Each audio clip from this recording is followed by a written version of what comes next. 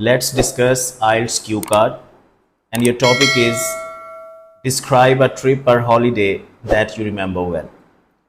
Your time starts now.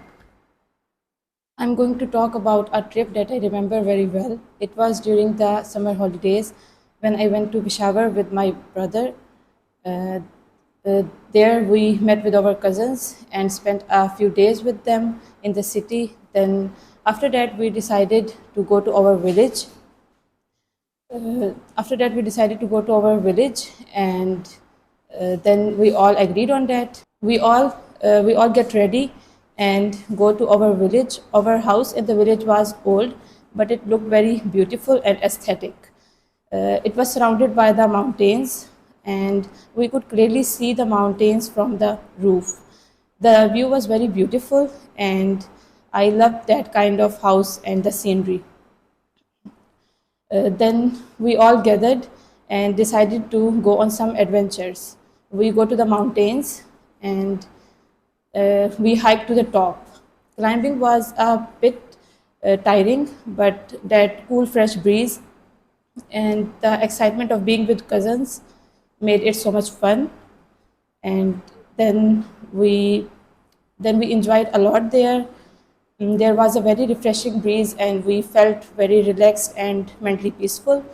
Then we ate the food we had brought with us. After eating, we played games and did a lot of fun. Then, after some time, we realized that it is getting dark, so we decided to go home. And then I remember this trip because we enjoyed a lot. We shared a lot of gossip, laughed a lot, and created very wonderful memories. And I love the mountains and the peace we felt there. I will remember this trip because it was with my cousins and we enjoyed a lot. You spoke very well for more than 2 minutes. You were good at fluency, but you made a few grammatical errors and a few errors related to pronunciation.